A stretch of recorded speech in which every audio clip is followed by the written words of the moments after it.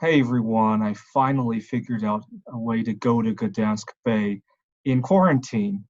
Um, at the beginning of the COVID-19 crisis, when I was thinking about what I would miss for the year, I was thinking big. I thought I would miss going to the computer game conference, which is usually held in Asia. We've been to Taiwan a couple times over the last few years. I went to Japan one time and then Macau, sometimes in the Netherlands as well. And also my vacation to Gdansk Bay, as you guys can see in the background. And I remember trying to accept that I would miss those things, but it turned out those weren't the things that I actually did miss. I missed the little things in life. The being able to just saunter into a grocery store without a worry in the world, without having to put on a mask and worry about social distancing, to be able to go up to somebody and shake their hand, and little things like that. To be able to take a bus without having to worry. So I live in King County, where the buses now, they only let you in one of the doors, and of course once you get on, there's social distancing. Be able to sit down next to somebody on a bus and just start a conversation about anything, right? To be able to go on Facebook without being reminded by half of my posts that COVID-19 is still going on. That was a big one at the beginning. Nobody wanted to talk about anything else. Every other conversation was COVID-19. What was really funny is that I often have a hard time trying to learn some of the foreign languages. But at the beginning of COVID-19, I learned how to say COVID-19 in quite a number of languages, because I have quite a number of friends from all around the world on Facebook. Um, and it was the little things that I missed. I could replace the big things.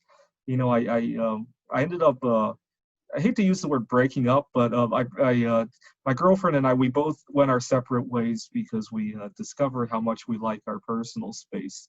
We're still close friends. That's why I don't like to say breaking up, but I can replace going out with her. I can replace going to Gdansk Bay. There are a lot of places in Seattle that I never really took a vacation in, that I recently had to. I can replace that. I can replace the computer game conference. Actually, it's still going to be held online probably. I can replace a lot of these things.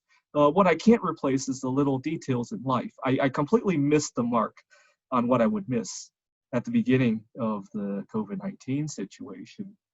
I remember on the first week of COVID-19, before all the restaurants had closed down, I had gone to a coffee shop, and I'll never forget the conversation, because we were so carefree at the time. This was about 3 days before the WHO declared the emergency. There were two elderly guys, and one of them said, did you hear about social distancing? And the other guy misheard. He thought that the other guy had said social justice. He said, what about it? Is there another round of tax cuts or something? No, I said social distancing. And so I went up to them and said, I think this is a big joke, because of a lot of people have mental health problems. I think a few months of social distancing, people are going to kill themselves. And I think that's going to be a whole lot worse than the COVID-19. That's what I thought at the beginning. I'm so glad nobody told me that it was a 3-month quarantine. I don't think I would have survived that. I could survive a week at a time, 2 weeks at a time. I bet there is a lot of brainstorming on how to tell the American public that we needed to quarantine for 3 months without causing a whole lot of panic. But I was a little disappointed about, because this was the last year that next year, starting next year, apparently you need a visa to go to Europe. I'm not sure how that will go. So I was hoping to have one last worry-free trip without having to worry about that process, but unfortunately it didn't turn out.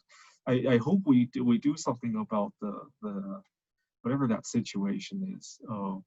I definitely don't want to get tangled up with that. What else is going on?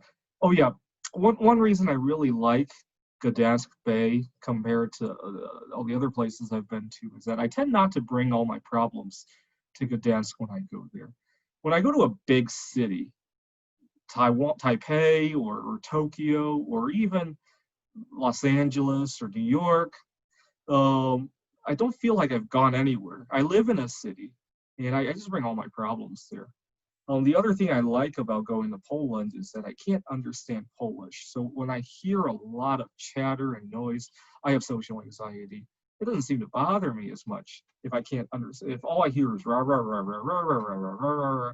It's kind of like see, I sometimes even like to sleep to that kind of noise. I'll turn on the radio dial to like in between stations. I believe it's called pink noise. You can even Google pink noise on YouTube, and you can listen to like 10 hours. Sometimes I turn that on before going to sleep. But when somebody speaks Polish or Japanese, or what other languages have I been around, or the Cantonese, Chinese, or Taiwanese, uh, or Spanish, I love to sleep to that kind of noise. Once I learn those languages, I don't think that will work anymore, because I can't sleep to a group of people speaking English or Chinese. I get too involved in trying to join conversations like that. Um, the other thing I like to do before I head out on vacation is that I'll join. I have a dating profile on OkCupid.com, and I'll switch my city to where I'm going 2 weeks before the trip. Try to connect with somebody online, then try to go meet them in person. But it only worked one time. I was going to Taiwan. I ended up meeting the girl that I had chatted with for 2 weeks on OkCupid. Aside from trying to meet people, when I do that, it makes the trip seem a whole lot longer than it really was for the 2 weeks or 3 weeks that I had my dating profile set there. I actually set my dating profile to Gdansk during the quarantine. Unfortunately, they ended their quarantine before we did. And so now the girl I was talking to, she's out and about. I'm making excuses on why I can't go see her. She thinks I'm in Gdansk, and it didn't turn out. Whatever the case is, I had a good time having chatted with her, and it's all good. Sometimes a little practice can go a long way. One thing I really love about the reopening is that the restaurants are and the bars are only opening to 25 to 50% capacity. That gives me a little bit of a stepping stone with my social anxiety. I have a hard time going to crowded places like that. Or when I go to a restaurant and I have to ask about ingredients because I have dietary restrictions, well, the waiter there has more time to take that in, and also there's not a whole lot of noise and a lot of anxiety, a lot of worrying about if there's somebody I know who might overhear me talking about my dietary restrictions.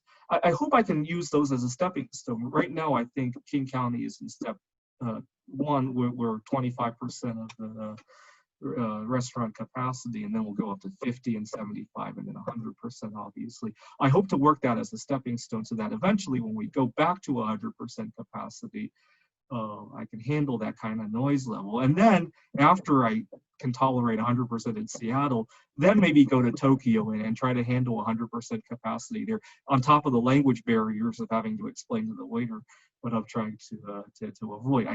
If I can make it past these few learning phases, I think I'll do very well with other social anxieties in my life. Thanks for watching.